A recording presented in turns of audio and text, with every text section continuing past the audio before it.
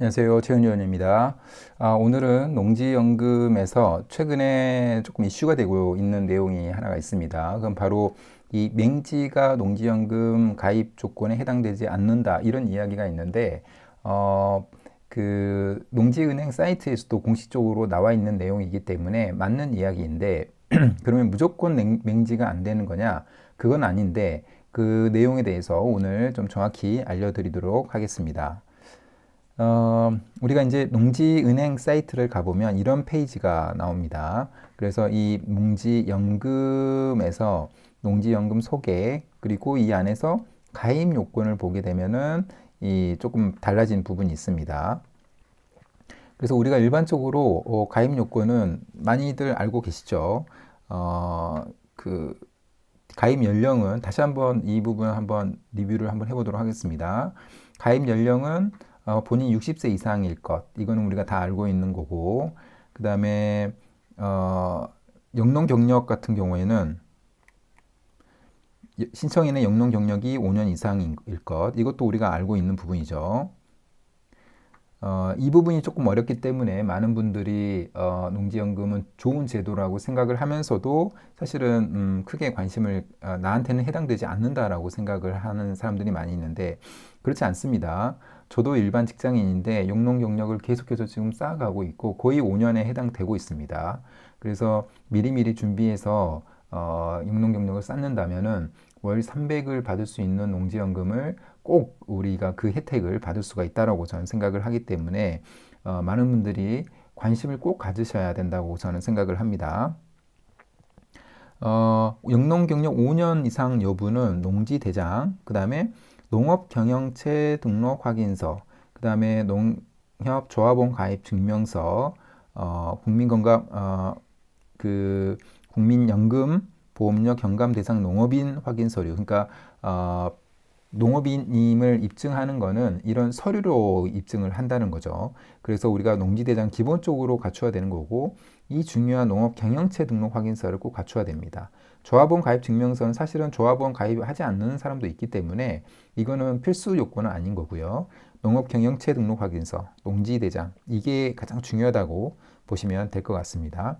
그다음 우리가 최근에 나오고 있는 은퇴 직불형 같은 경우에는 영농 경력이 10년 이상이어야 된다라고 생각하시면 될 것 같고 미리부터 영농 경력을 쌓아 가시면 10년이라는 시간이 그렇게 뭐 너무 오랫동안 다가오지 않는 게 아니라 시간이 가면서 10년 후가 곧 다가오게 된다면 우리가 영농 경력을 계속해서 쌓아가는 거는 그렇게 어려운 일은 아닙니다. 첫 시작이 조금 어렵다고 느낄 뿐이지, 한번 경력을 쌓기 시작하면은 그냥 뭐, 지난 그 1년의 과정을 거쳐서 계속 이어가면 되는 거기 때문에 10년 이상 경력을 쌓는 건 어렵지 않습니다. 그래서 10년 이상이 되면은 추가적인 또 혜택이 주어지는 거죠. 자, 이제 대상 농지를 보게 되면 우리가 일반적으로 알고 있죠. 공부상 지목이 전답 과수원. 그러니까 이건 당연하죠. 전답 과수원이 농지이기 때문에 지목이 전답 과수원이어야 되고 실제 영농에 이용되고 있는 농지. 이건 당연하죠. 그래서 저도 저와 함께 같이 회원분들께서도 같이 농지를 찾고 그다음에 실제로 낙찰도 받으시고 영농을 시작을 하고 계시는 분들이 있는데 뭐 영농에 문제가 되고 있는 농지를 우리는 찾지는 않습니다. 실제로 과거에 작년에도 영농에 충분히 영농 활동에 영농 활동이 되었던 그런 농지를 찾아서 우리가 진행을 하고 있기 때문에 당연한 거라고 생각을 하고요. 그 다음에 전답 과수원을 보유한 지 2년 이상이 된 농지여야 된다는 거고 이것도 우리가 이미 알고 있는 부분이죠. 그 다음에 이제 주소지 요건이 있죠. 그 담보 농지가 사업자의 주소지와 동일한 시군구 또는 연접한 시군구 또는 30km, 그러니까 반경 30km 이내에 있는 농지라고 되어 있는데 이거는 뭐 이것 때문에 굉장히 어려워하시는 분들이 있는데 우리 모든 국민들에게는 주거 이전의 자유가 있습니다. 그래서 이런 부분도 그렇게 어렵지 않게 해결할 수 있다고 저는 생각을 합니다. 그 다음에 이제 그 다음이 중요합니다. 이 부분인데 지금 재외농지를 보게 되면은 이것도 기존에 있는 내용입니다. 불법 건축물이 설치되어 있는 농지. 이거는 당연히 안 되겠죠. 우리는 이런 농지를 매입하지 않습니다. 그 다음에 본인 및 배우자 이외의자가 공동 소유하고 있는 농지, 그러니까 지분 농지, 이것도 안 됩니다. 물론 이런 문제를 해결할 수 있는 실력이 된다. 토지 공부를 해가면서. 그렇고 이 가격 자체가 굉장히 싸다. 그러면은 이 부분 해볼 수가 있겠죠. 그러나 초보자들이 이렇게 지분 농지를 농지연금용으로 싸다고 해서 바로 들어가는 것은 위험하다고 저는 생각을 하고요. 개발 지역 및 개발 계획이 지정 및 시행되어 있는 농지, 이런 부분도 안 되는 거고, 2018년 1월 이후 경매 및 공매를 원인으로 취득한 농지라고 되어 있는데, 다만 이 부분이 중요합니다. 농지연금 신청일 현재 신청인의 담보농지 보유기간이 2년 이상이면서 담보농지가 소재하는 시군구와 거리가 30km 내에 신청인이 거주하는 경우 담보가 가능하다라는 겁니다. 그래서 우리가 기본적으로 2년 이상 보유할 거고, 그 다음에 주소지 같은 경우에는 연접한 주소지에 주소를 둘 거기 때문에 경공매로 취득을 해도 아무 문제가 없다는 겁니다. 그 다음에 마지막이 제일 중요합니다. 오늘의 내용의 어떤 핵심적인 건데, 농작업을 위한 농기계 진출입이 어려운 농지, 이렇게 되어 있습니다. 그래서 이게 이제 맹지라고 볼 수 있는데, 맹지라고, 지적도상 맹지라고 표현은 되어 있지 않죠. 그래서 지적도상 맹지가 아니어도 농작업을 위한 농기계 진출입이 가능하다면 이 부분은 가능하다는 이야기입니다. 그래서 농사를 지을 수 있는 차량이나 농기계가 통행을 할 수 있어야 되겠죠. 당연히 그럴 수 있어야 될 것 같습니다. 그런 상태에서 아무리 지역도상의 맹지여도 이런 부분이 해결된다면은 가능하다. 역으로 생각하면 그렇게 우리가 생각할 수 있어야 됩니다. 제가 농지은행에 한번 물어보니까 왜 이런 조항을 이제 새롭게 넣느냐를 이제 물어보니까 최근에 농지연금에 대해서 관심이 많아지고 사람들이 좋다라는 인식이 많아지기 때문에 관심을 많이 갖고, 그렇지만 굉장히 싸지만 농사짓기 불편한 곳에 있는 농지를 농지연금으로 신청을 많이 한다고 합니다. 예를 들면 산속에 있는 그 지목이 전답 임야가 아니라 산속에 있는 전답인 농지를 농지연금으로 신청한다든가 이런 부분들이 있어서, 이거는 그 공무원들이 봐도 이건 너무하다라고 생각을 했기 때문에 이런 조항들이 좀 붙여진 것 같습니다. 그러면 우리가 이제 제가 한번 결론을 지어봤는데, 지적도상으로 맹지면 안 된다? 이건 아닙니다. 지적도상으로도 맹지여도 가장 중요한 거는 농기계가 진출입할 수 있는 어떤 도로가 있느냐 없느냐, 이게 중요한 거고, 현황 도로여도 상관은 없는 거죠. 왜냐하면 농기계의 진출에는 문제가 없으니까.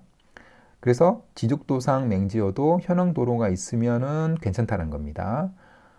그리고 앞으로 규제는 심해질 수가 있을 것 같습니다. 왜냐하면 이런 것부터 출발을 해서 앞으로 이제 조금씩 예를 들면 약간의 불법 건축물이 있다던가 이런 부분들은 좀 문제가 될 수도 있겠죠.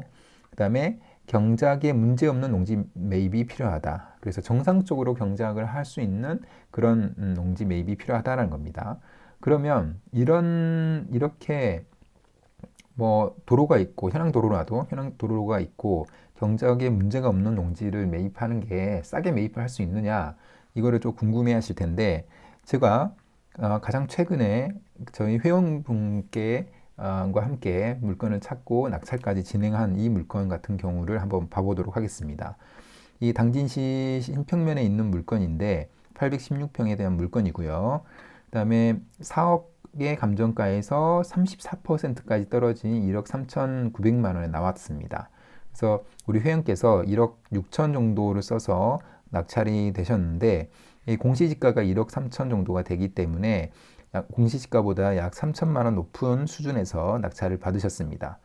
근데 이 물건 같은 경우에는 은행 감정가, 그러니까 법원 감정가는 상대적으로 비싸기 때문에 비싸게 이제